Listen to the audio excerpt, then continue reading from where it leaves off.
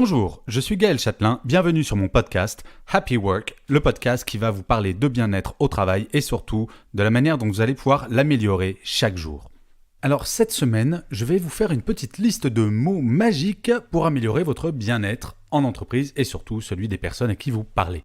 Alors vous avez sans doute entendu dire que la communication entre les personnes était à 7% verbale, 38% vocale et 55% corporelle. C'est-à-dire qu'en fait 93% de la communication avec les autres est non verbale. Cette théorie a été fondée par un monsieur qui s'appelle Albert Mehrabian en 1967. Ce qui est très intéressant tout de même, c'est que le créateur de cette théorie est très énervé contre l'usage qui est fait de ses résultats. J'ai adoré lire une de ses citations qu'il a écrite lui-même dans un courrier adressé à un de ses collègues. Je cite « Je suis évidemment mal à l'aise du fait que mon travail soit mal cité. Dès le début, j'ai tenté d'expliquer aux gens les limites de mes découvertes. Malheureusement, nombreux sont les praticiens parmi les consultants images corporate, entre guillemets, et autres, ouvrez les guillemets, consultants en leadership, fermez les guillemets, qui ont une très faible expertise psychologique. En fait, pour résumer, ce que dit Mehrabian, c'est que sa théorie est vraie dans le cadre de son expérimentation. Alors pour vous la donner en quelques détails, ça serait valable pour une population féminine particulière, dont les critères de sélection n'ont pas été détaillés par Mehrabian. Le deuxième point, c'est si la personne qui parle ne dit qu'un seul mot. Troisième point, si le ton de la voix enregistré est sans cohérence avec le sens du mot. En gros, si je dis « youpi », là, très clairement, il y a un décalage entre la façon dont je le dis et la signification du mot. Et le dernier point, si le jugement se porte sur les sentiments ou l'état d'esprit de la personne qui parle. Donc en fait, on est très loin de la vie courante ou même d'une situation de prise de parole en public. Alors je ne sais pas vous, est-ce que vous avez remarqué? Ou alors c'est peut-être moi. Entre les textos, les mails en rafale, Twitter qui nous limite dans le nombre de mots à utiliser, les mots sont torturés pour entrer dans un cadre technologique de plus en plus contraignant. Non, n'arrêtez pas d'écouter, il ne s'agit pas d'un podcast fait par un vieux grincheux regrettant le temps où les élèves de l'école communale avaient encore une blouse grise. La technologie, finalement, et le monde moderne ne sont-ils pas une excuse pour ne plus prendre le temps d'utiliser certains mots qui, humainement, ont leur importance? Bref, il y a des mots magiques, souvent tout simples. Et je crois, effectivement, si l'on oublie la théorie de Mehrabian, que ces mots ont une importance fondamentale. Regardez par exemple, sans mots. Ce podcast, il n'aurait pas de sens, à moins que vous ayez envie d'écouter du silence. Bref, arrêtez-moi si je me trompe, mais je suis certain que même vous, en fonction des situations, il y a certains mots que vous oubliez de temps en temps. Le premier d'entre eux, bonjour. Alors certes, il y a le bonjour dit en regardant la personne droit dans les yeux, quand on la croise, quel que soit son niveau hiérarchique, mais combien de mails passent outre ce petit mot? Combien de mails totalement impersonnels du type « Peux-tu m'envoyer au plus vite le rapport Schmoldu, j'en ai besoin pour la réunion de 11h, signé Bob ». Oui, même un mail commence par bonjour, et chose incroyable, une petite formule personnelle ne fait pas de mal. Les anglo-saxons utilisent souvent une phrase que j'adore, avant de commencer leur mail. « I hope that mail finds you well ». J'espère que vous êtes en forme au moment où vous recevrez ce mail. Franchement, c'est sympa, ça prend pas beaucoup de temps, faites un copier-coller si vous voulez, mais ça fait plaisir à la personne qui le reçoit. Le deuxième mot, merci. Simple politesse? Oui, bien entendu, mais relisez tous les mails que vous avez reçus ou envoyés la semaine dernière. Finir un email dans lequel il y a une demande par ce petit mot est non seulement poli, mais respectueux. Au travail comme dans la vie, rien ne nous est dû et dire merci le souligne clairement.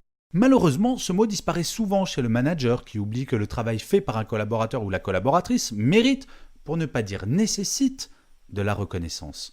Dire merci, c'est dire à l'autre que l'on reconnaît son implication et que l'on ne considère pas ce qu'il doit faire comme acquis. Ensuite, ce n'est pas un mot, c'est une petite expression.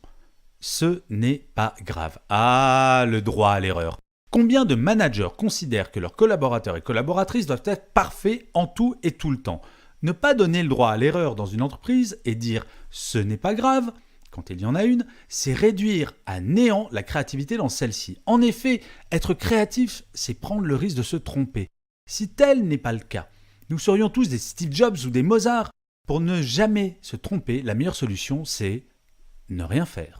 Ainsi, dire ce n'est pas grave, ce n'est pas dire on s'en moque, c'est dire on ne sauve pas de vie et nous allons ensemble trouver une solution et nous allons être créatifs. L'expression suivante, c'est rentrer chez vous.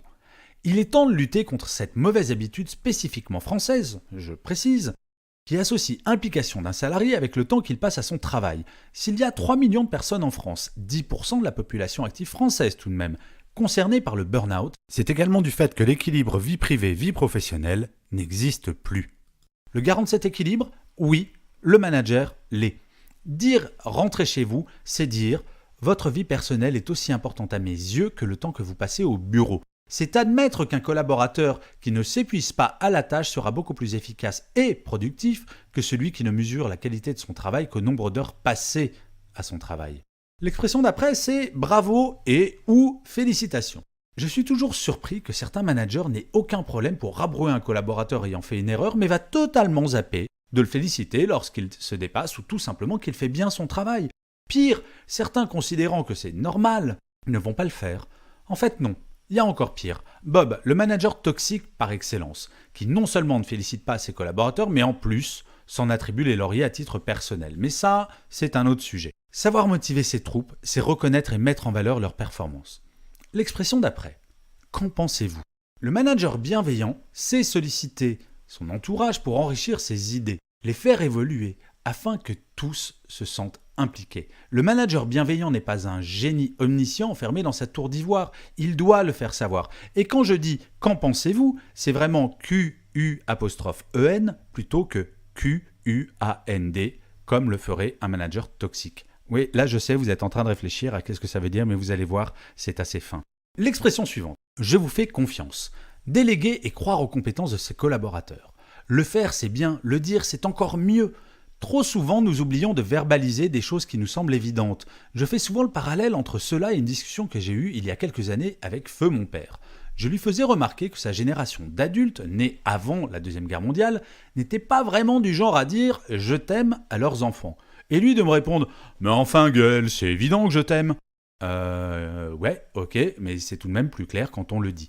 Eh bien, ce petit exemple personnel, et je pense qu'il y a 2-3 personnes qui écoutent ce podcast qui voient très bien ce dont je parle, eh bien, avec les collaborateurs, collaboratrices, vos collègues ou même vos supérieurs, c'est pas mal de dire « je te fais confiance » si tel est le cas. En conclusion, oui, je l'affirme, les mots ont leur importance fondamentale. Les mots expriment une attitude vis-à-vis de l'autre. La bienveillance est encore plus puissante quand elle s'entend. Il y a bien d'autres mots et expressions, mais celles et ceux que j'ai choisis me semblent assez fondamentaux. Commençons par cela et voyons ce que ça donne, ok ? Bien entendu, la façon de dire ces mots a son importance. Dire merci en faisant une tronche de 10 pieds de long, c'est pas le top. Le fond et la forme en plus, voilà un beau challenge. Je vous remercie d'avoir écouté ce podcast et je vous dis à la semaine prochaine. D'ici là, prenez soin de vous. Au revoir.